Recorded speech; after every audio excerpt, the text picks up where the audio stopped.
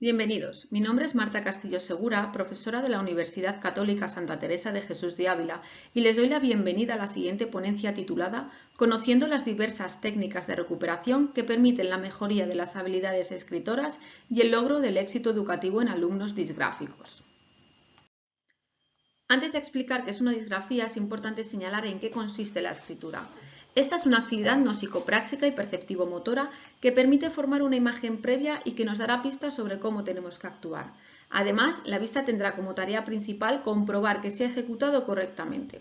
Por lo tanto, podemos entender la escritura como una tarea intelectual donde el primer paso que se debe realizar será plasmar, gracias a un instrumento que puede ir desde un simple lapicero a un aparato tecnológico, una huella gráfica, ya sea impresa, magnética o electrónica.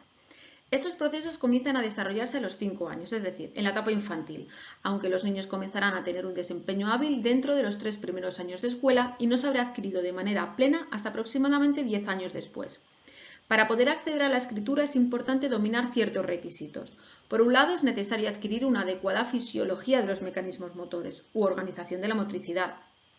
Y por otro lado, contar con una buena coordinación fina, sin olvidar que es un requisito indispensable haber interiorizado la ortografía y la composición de historias. Además, se debe contar con buenas habilidades atencionales, perceptivas, lingüísticas y motoras, es decir, es necesario llevar a cabo un procesamiento lingüístico, cognitivo y perceptivo-motor. Por otro lado, existen creencias que indican que es necesario llevar a cabo tanto habilidades sensoriomotoras como cognitivas, además de crear una idea, planificar la sintaxis y la ortografía de la oración que se va a escribir, lograr una integración motor-ortográfica y evaluar los resultados obtenidos. Esas habilidades son de gran relevancia al incidir de manera directa en el éxito académico de los estudiantes. En el año 1996, Puissant llevó a cabo un estudio cuyo objetivo fue descubrir qué incidencia existía en el rendimiento de la escritura cuando se empleaban diferentes métodos de enseñanza de la lectoescritura. Aquí hablamos del método clásico o el activo. Llegó a la conclusión de que los niños alcanzaban un buen nivel escritor en el momento en el que contaban con una buena motricidad, coordinación de movimientos y organización en el espacio.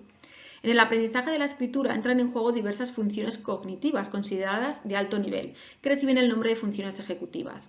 Existen distintos tipos de actividades que nos permiten llevar a cabo estas funciones ejecutivas, como son el establecimiento y gestión de metas, la planificación, la organización, la inhibición, el afrontamiento de la complejidad, el cambio entre diferentes situaciones y requisitos cognitivos, la memoria de trabajo y la metacognición.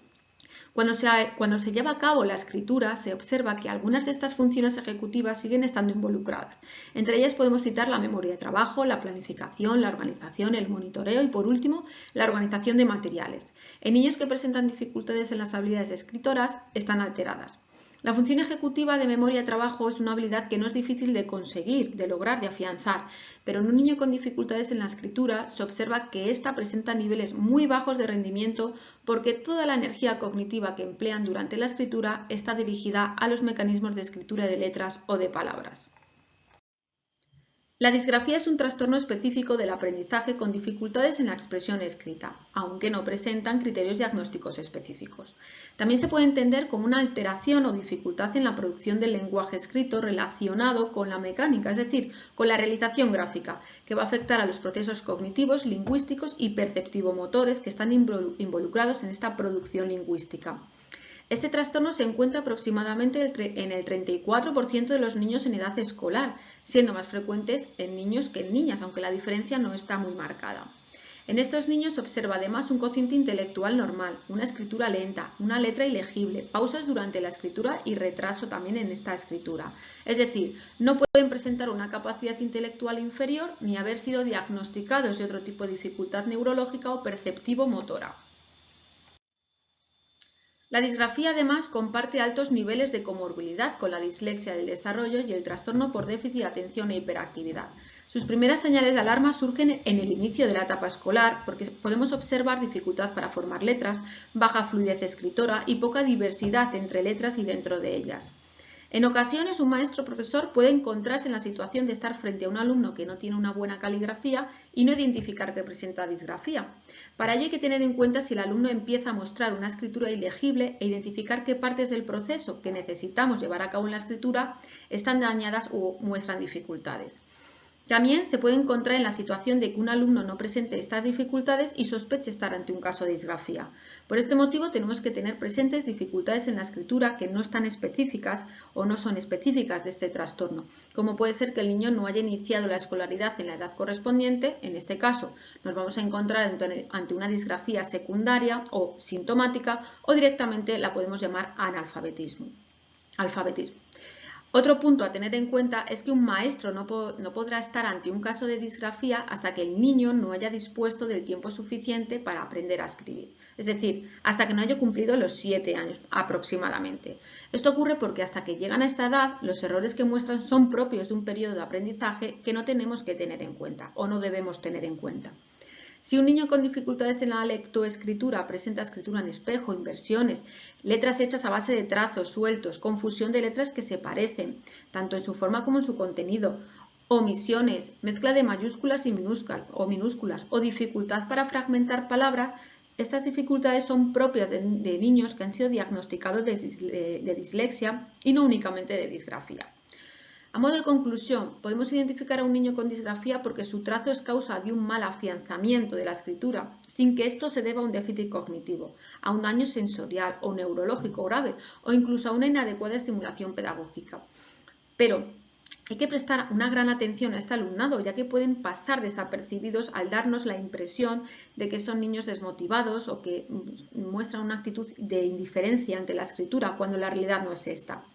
Por lo tanto, es imprescindible que los niños con disgrafía o que a los niños con disgrafías le permitamos más tiempo para llevar a cabo la escritura de un texto, debido a que presentan dificultades para traducir al lenguaje escrito sus pensamientos y hacerlo de manera coherente, y también dificultades para trazar las letras de manera legible. El hecho de presentar estas dificultades da lugar en este niño, en el niño disgráfico, a un peor rendimiento escolar, por impedimentos en los movimientos manuales a la hora de escribir, originando a su vez dificultades en composición escrita. Pero también es posible que estos niños obtengan un rendimiento escolar bajo porque los profesores, porque los docentes están más abiertos a dar calificaciones más altas en aquellas tareas donde se entiende lo que se escribe, donde la caligrafía es legible. No solamente se pueden observar dificultades en las calificaciones escolares, sino también se observa deficiente fluidez escrita, mala caligrafía, frustración y baja motivación. Cuando un niño presenta todas estas dificultades, con el paso del tiempo su autoestima se verá mermada, mostrando mayor inseguridad, indecisión, temor, ansiedad e incluso depresión. Además, vemos que va a rehuir de cualquier tipo de interacción social y de cualquier tipo de interacción afectiva. A partir de estas características se pueden clasificar las disgrafías en función de las alteraciones funcionales identificadas. La disgrafía de postura tiene lugar al presentarse una posición inadecuada del cuerpo, del brazo, de la cabeza y del soporte de escritura.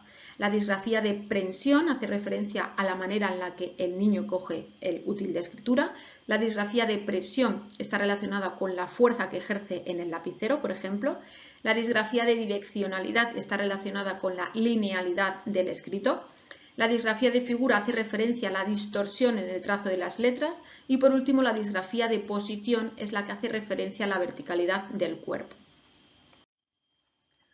Existe otra clasificación en función de los errores que comete el niño en la escritura.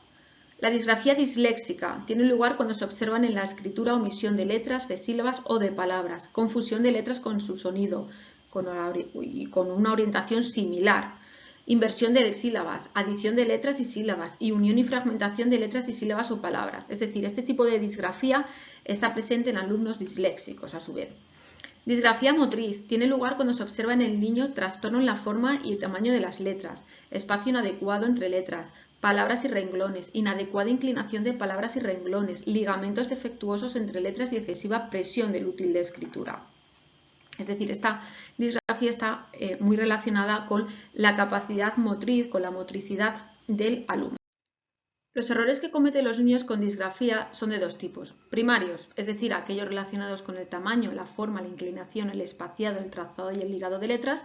Y secundarios, aquellos que están relacionados con la postura, el soporte del útil y el ritmo escritor. En cuanto a la postura, hace referencia al tronco, a los hombros, al brazo o brazos y a la mano escritora y no escritora.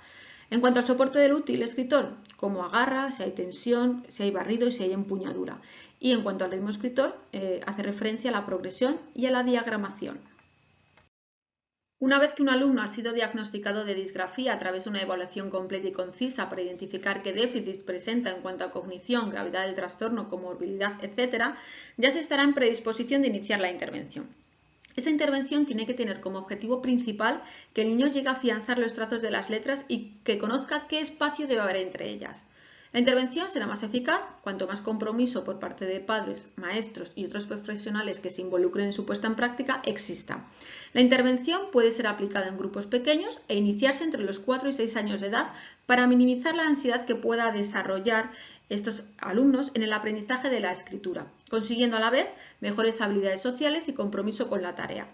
Esta intervención debe estar acompañada de toda la información que hemos ido obteniendo en la evaluación en cuanto a capacidades en la habilidad de escritura. Los niños que presentan disgrafía cuentan con dificultades en el control visomotor y en la coordinación de movimientos precisos con los dedos, esto es, presentan dificultades en la motricidad fina. Por ello, actualmente existen diversas técnicas de intervención en función del área a trabajar.